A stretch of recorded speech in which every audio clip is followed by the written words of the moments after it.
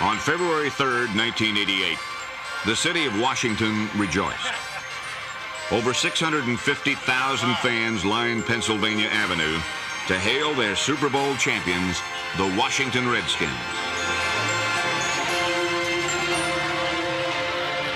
It was a salute to a team second to none, and the sounds of success rang from the Chesapeake Bay to the Shenandoah. At a reception at the White House, President Reagan honored the team and was honored in return. But I have a token of appreciation also. It's a Super Bowl 22 football with both teams engraved on it. I'm going to give it to the president upon one circumstance, that he run the right play. And the play is trips right, fake zoom, Larry crisscross. And he got to throw it.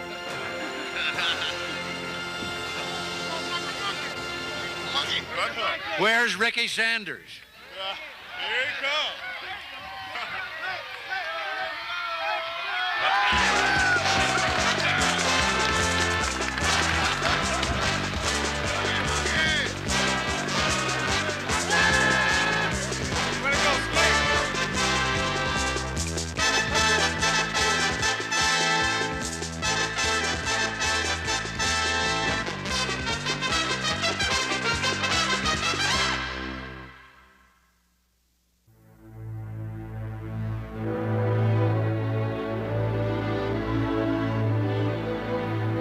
On opening day, the Philadelphia Eagles were the first to test the Redskins, but the Redskins wound up testing themselves.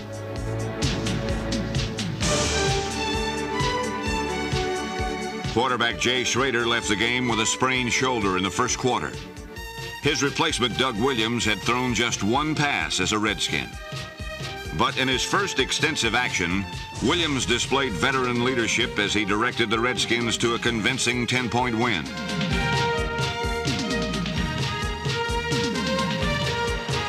Doug Williams goes back to pass. It's 1st and 10 after a long kickoff return, throwing it down the middle of the month. Touchdown, Washington Redskins. The next week in Atlanta, Williams threw 3 touchdown passes in a losing cause, a loss that was followed by a player's strike.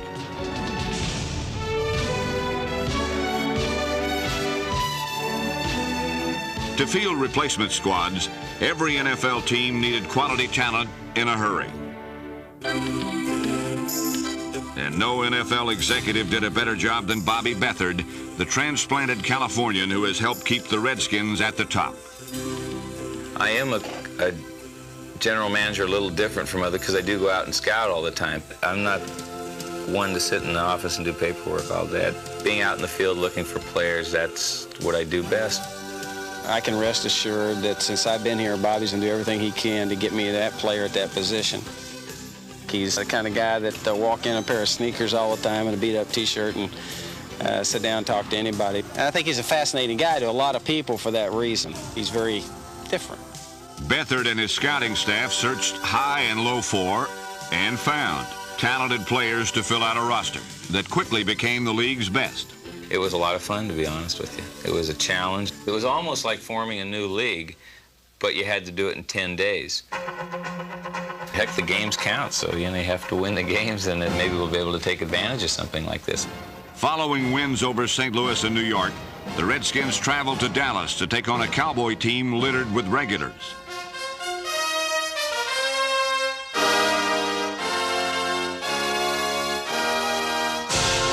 Joe Gibbs' preparation and the team's execution paid off with a 13-7 upset win.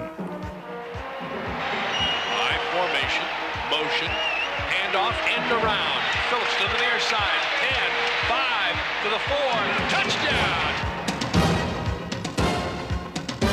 The Redskin replacements retired with a perfect 3-0 record.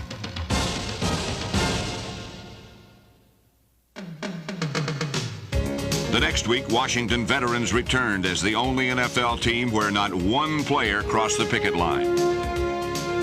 It was a testament to the team's solidarity and a crucial factor in the fourth quarter come-from-behind effort against the New York Jets. Motion by Monk. Snap. Schrader is back, looking in the end zone, gets it out here in the near flat. Touchdown, Washington Redskins. 2 steps to the left. Sheep says he's ready. Snap. Kick is up, long enough. It's good. Whoa! Ali Haji Sheik. Okay, Sheik, you can stay a while. As always, the Redskins got a boost from the finest fans in the NFL.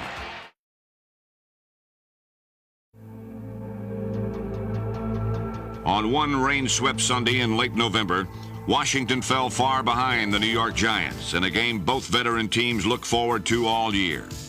This whole season, we've been down like that. We've been in situations where, to an outsider, it looks like there's no chance for us to win.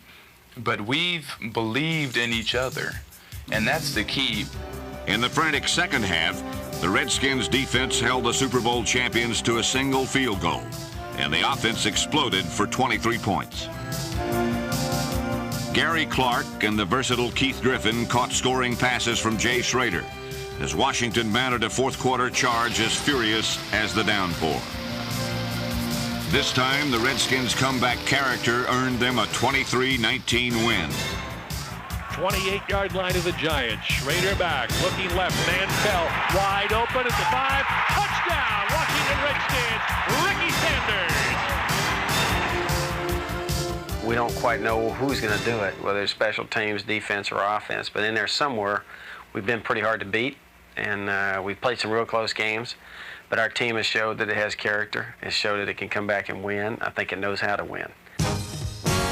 The Redskins are a team that knows how to win, from the oldest veteran to the brash new breed that marks their future. Character, that elusive quality that pervades the Redskins roster from top to bottom. It is a family of different personalities, backgrounds, and experience, melded together and fueled by the competitive fire of the NFL's winningest active coach, Joe Gibbs. If you were playing him one-on-one in racquetball, you'd be scared to death. Not only is he good, but he's a good competitor. And those types of things carry over to his football coaching. He knows how to motivate people. They're going to be well coached. They're going to play hard. And when you're trying to coach against him, you're always worried that he's going to figure something out. We've changed quarterbacks 4 times. We've changed centers 3 times. We don't play the same running back 2 times in a row from down to down. There's an awful lot going on that is out of the normal comfort zone of a head coach. I guess each season brings its own set of problems and difficulties, and it's just a matter of you handling it better than everybody else does. I think our biggest thing about our football team is our quarterback situation, and the fact that we have what we feel like is 2 excellent quarterbacks. That's a coach's dream. If we had that at every spot, I wouldn't have to worry. As a Redskins starter, Jay Schroeder is 26-8. His colleague, Doug Williams, has battled the odds to become one of the most respected quarterbacks in the NFL. In 5 seasons in Tampa Bay, Doug Williams enjoyed the best of times and endured the worst of times. And by 1983, he had hit rock bottom. Well, 83 certainly wasn't a banner year for myself. First of all, I had a daughter who was born on the 14th of January. 3 months later, my wife passed. And from there, it was a rocky road because I went through contract negotiation with Tampa Bay, and everything broke down. And that particular point in my life, football really didn't matter to me whether or not I played or not.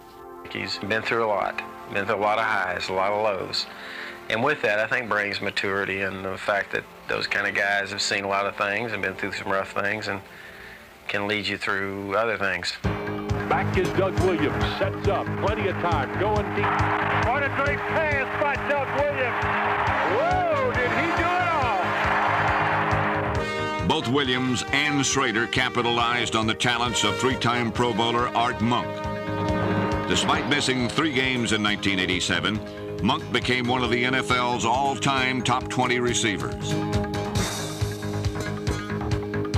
When Monk went down with a sprained knee, in stepped Ricky Sanders.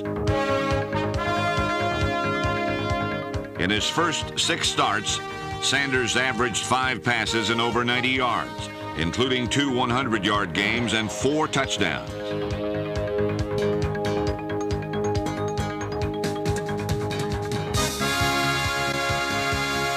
With receivers like Sanders and Monk, along with tight ends Clint Didier and Don Warren, Redskins quarterbacks had a wide array of talented receivers. Add the name Gary Clark, and the Redskins may well have the best in the NFL. Clark posted his third straight 1,000-yard season, added 7 touchdowns, and was named to the Pro Bowl for the second consecutive year. Standing 5'9" and weighing 175 pounds, Clark is tougher than a 50-cent steak, and defenders who try to stop him find they have bitten off more than they can chew.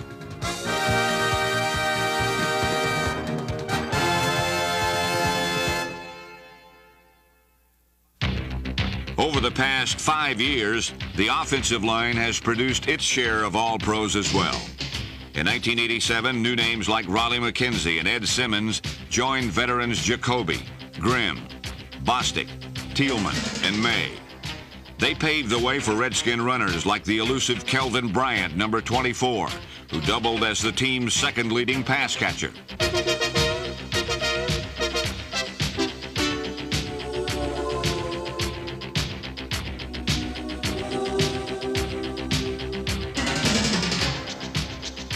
Rookie Timmy Smith, number 36, best illustrates where the future of the Redskins running game is headed. Fast forward. Smith, along with Keith Griffin, added depth to a position that featured veteran George Rogers, number 38, who became only the 15th runner ever to pass the 7,000-yard mark in a career.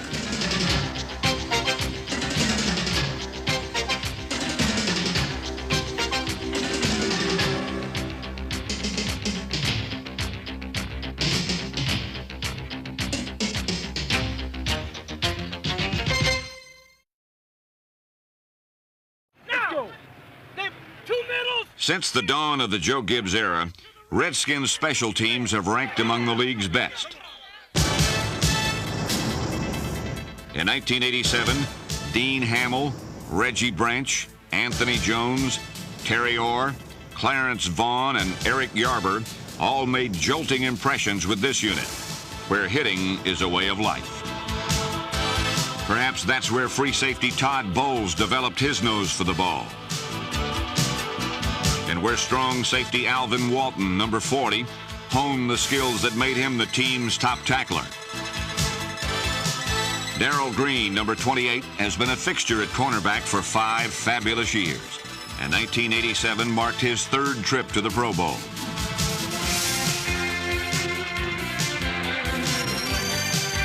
Rookie Brian Davis, number 34, added depth to a secondary whose most improved player was also the league's leading interceptor, Barry Wilburn, who 3 years ago was a long shot to even make the team.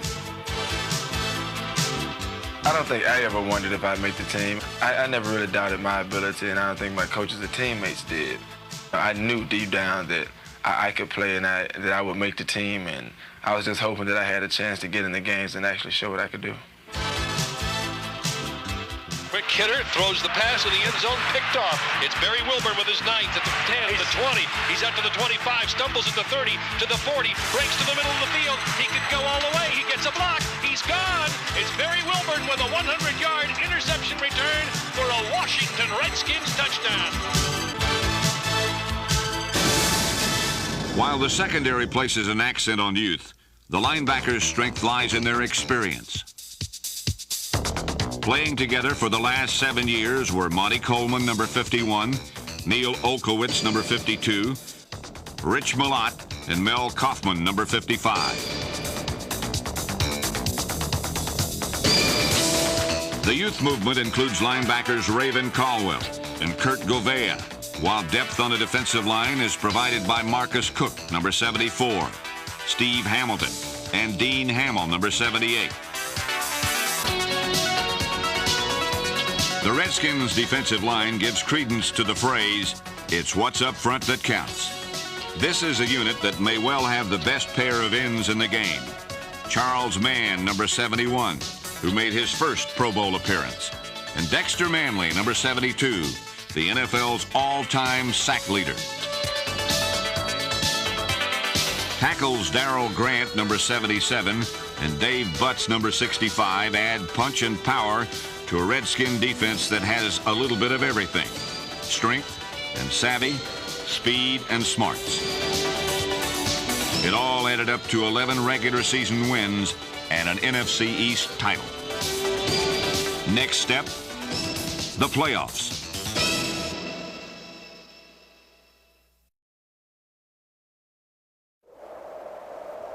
Before the Redskins could earn a trip to San Diego, they first had to travel to Chicago for a rematch of last year's divisional playoff. And it did indeed look like bare weather, especially after the Redskins fell behind 14-0. But this was a team that had come from behind all season, and they did it again in the Windy City. Back is Doug Williams, sets up, blitz, throws it in a hurry. Didier at the 4, touchdown, Washington Redskins. By halftime, it was all tied up.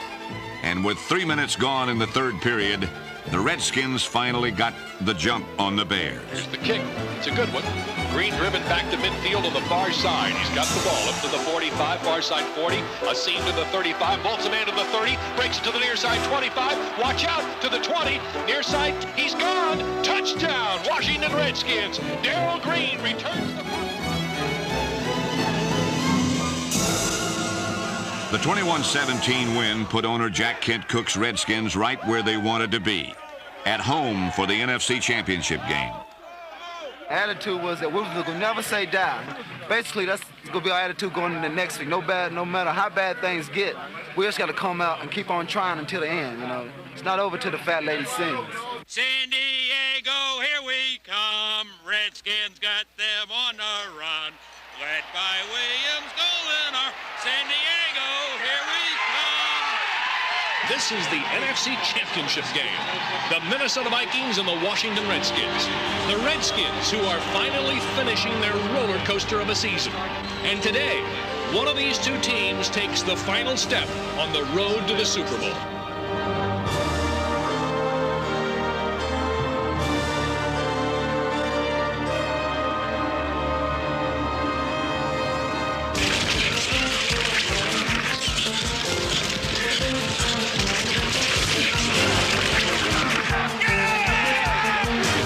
Up, going deep over the middle, got Kelvin Bryant, the 10, the 5, touchdown, Washington Redskins.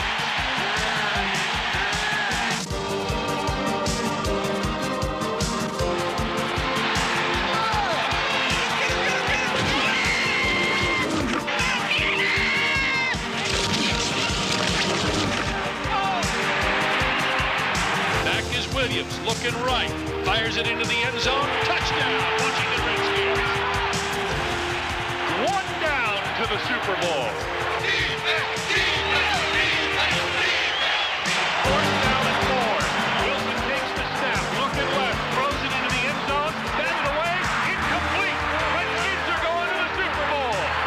Woo-hoo. It was perhaps the single biggest play of the Redskins season. They won 17-10 with defense and depth. Now they had but one game to go. Going to San Diego.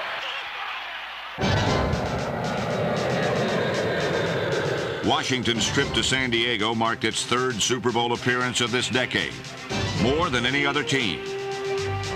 The Redskins approached this critical contest with characteristic calm. In fact, Joe Gibbs was as relaxed as he's ever been. But when he opened his eyes early in the first period, he could scarcely believe what he saw. On their first possession, the Denver Broncos scored the quickest touchdown in Super Bowl history. On the next series, John Elway became the first quarterback ever to catch a pass in a Super Bowl. Before Gibbs could blink again, the Broncos had a 10-0 lead. He's down. Think he hurt his left knee? I think he did. It was a bad dream that quickly became a nightmare.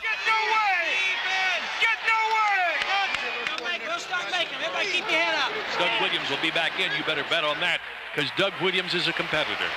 The Washington Redskins offense is back on the football field, and so is number 17, Doug Williams. First and 10 at the 20-yard line. Play action fake. Williams going up top. Got Sanders on the fly. Midfield. He's gone, unless they can catch it. Touchdown, Washington Redskins. We coming back. He gonna do it. In an an instant, the Redskins detonated an offensive explosion never seen before in a Super Bowl. It was a quarter second to none, as the Redskins set the tone for a game that would result in 19 Super Bowl records. To the 40, far side 35, 30, 25, 20, 15, 10, 5, touchdown, Washington Redskins, Timmy Smith. By game's end, Timmy Smith had the most yards rushing, Ricky Sanders the most yards receiving, and Doug Williams the most yards passing in a Super Bowl.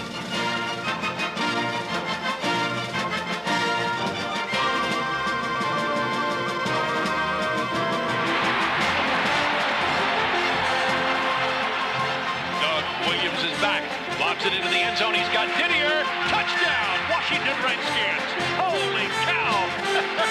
Holy cow.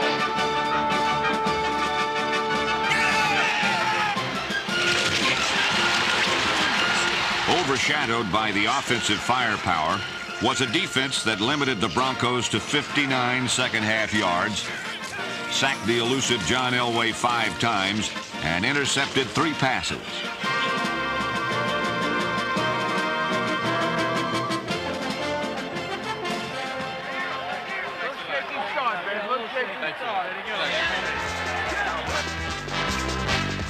Comes Timmy Smith up the middle. Touchdown, Washington Redskins.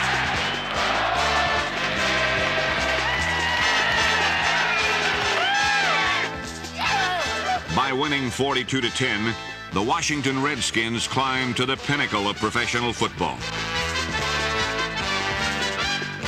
Williams was named the game's most valuable player, and the Redskins were crowned world champions, a team second to none.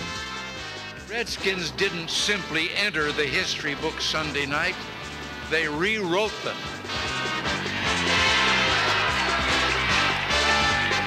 Fellas, what else is there to say but hail to the Redskins?